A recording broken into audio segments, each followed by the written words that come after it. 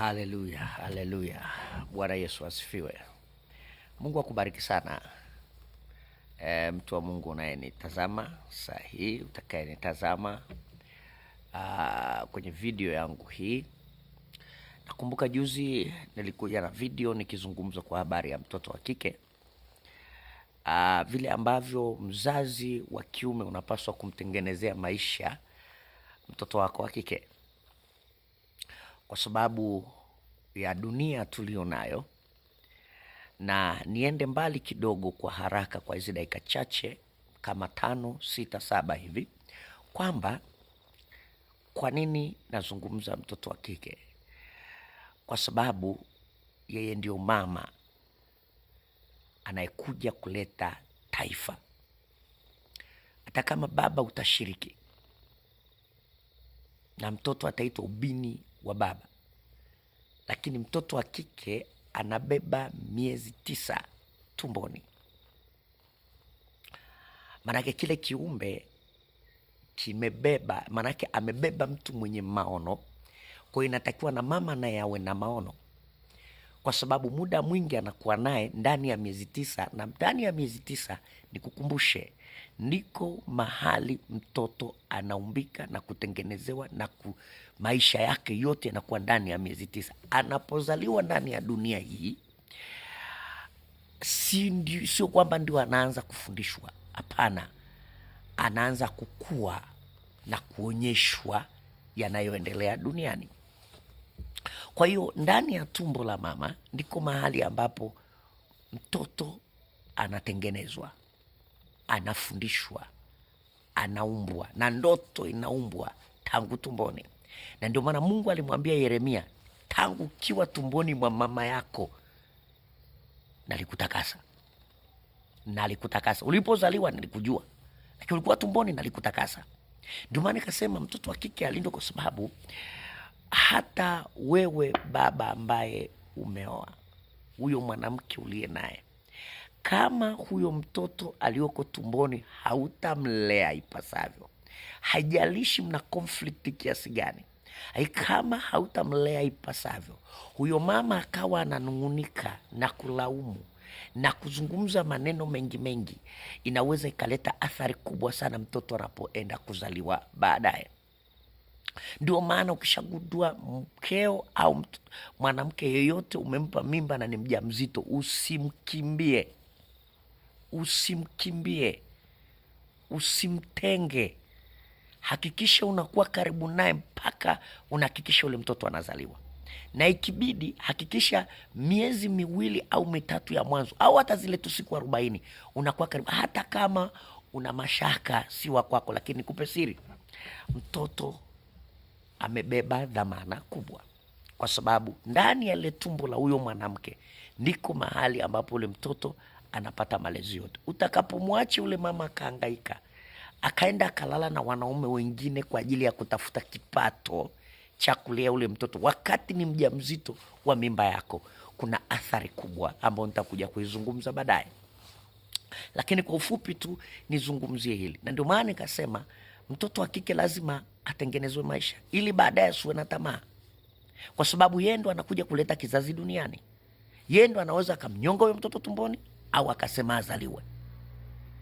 Yeye ndo anaweza akaamua kufanya chochote ili azaliwe mtu ambaye baadaye anakuwa amebeba maono fulani, kwa sababu kila mtu anazaliwa na ndoto yake. Kwa hiyo napozungumza kwa habari ya mtoto wa kike kutunzwa, we baba ukishajua umezaa mtoto wako wa kike, kumbuka na yeye anaenda kuileta dunia nyingine hapa.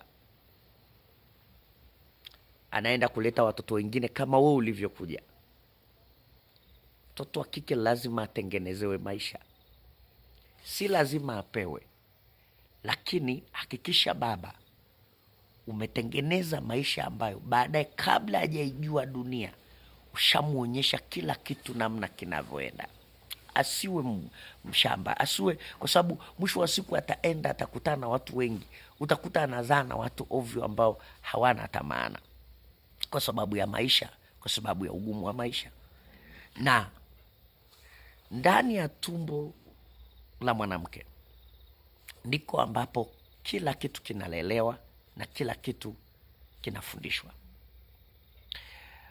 Unapokuwa mjamzito, wewe dada unayeniona, unayenisikiliza, unayeangalia klipu hii, ukanywa pombe, yule mtoto lazima awe mlevi. Ukawa mjamzito alafu ukalala na wanaume ovyo, yule mtoto lazima awe malaya.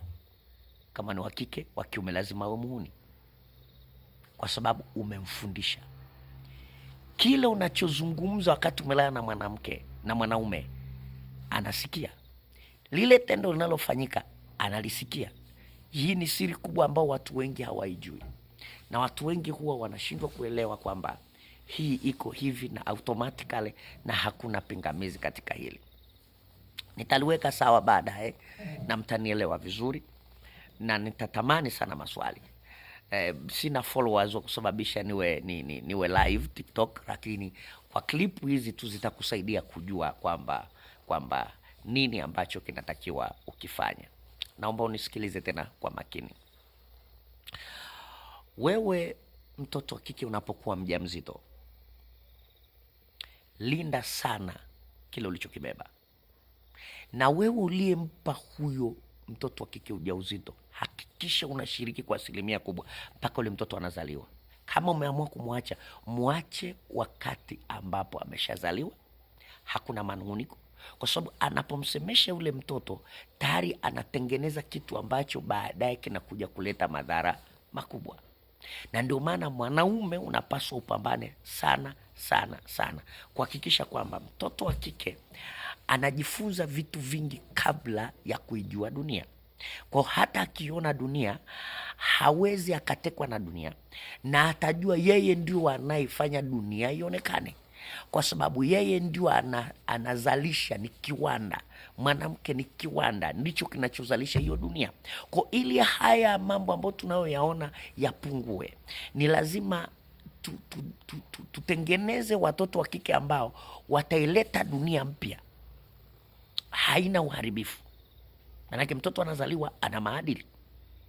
Usifikiri mtoto hata akazaliwa akaenda huko duniani akaenda huko mjini, ameenda wapi, akaiga vitu vya kuiga, lakini kile alichozaliwa nacho ambacho kinaitwa imprint, ambacho akiwa tumboni alikisikia, ndicho atakachokuwa anakifuata baadaye. Hata akaenda akaiga mengine, yale aliyoyaiga na uwezo wa kuyaacha, lakini namna ambavyo amezaliwa ndani ya mwezi mmoja utakavyomlea, ndivyo ambavyo na maisha yake ya baadaye atakavyokuwa. Kile alichokuwa anatamkiwa akiwa tumboni ndani ya miezi 9, akaumbwa akawa mtu, akazaliwa, kwa sababu akizaliwa tayari ni mtu kamili. Na kwa sababu ni mtu kamili, manake tayari ameshaibeba dunia yake. Na ndio maana mtoto anazaliwa amefanya hivi mkono, kwa sababu amezaliwa na kitu amekuja nacho duniani. Sasa naombeni tuwe makini. Nimejifunza sana na nimeona mambo mengi sana, nakaa na watoto wa kike nasema no, kuna haja ya kuwafundisha sana na kuwalinda. Baba, acha awe rafiki yako mtoto wa kike, linde sana, kwa sababu hujui huko nje ataenda kukutana nini. Mfundishe, muonyeshe dunia ilivyo, mweleze, mfanye awe rafiki, ili baadaye atengeneze dunia ambayo ina mafunzo halali. Nakumbuka baba ndio unayetoa baraka, baba ndio unayefanya baraka iwepo duniani. Mama hana baraka. Mama anatengeneza mkondo wa baraka ya watoto wake, kama ilivyokuwa kwa Rebeka na Isaka. Rebeka alijua mdogo atamtawala mkubwa, akamtengenezea baraka, lakini anayetoa baraka ni baba. Kwa Yakobo akachukua baraka za baba kupitia mfumo wa mama, namna alivyowatengenezea watoto wake. Mungu awabariki sana, Mungu alinde. Tutaendelea tena kulizungumzia hili kwa sababu ni la muhimu sana. Asante.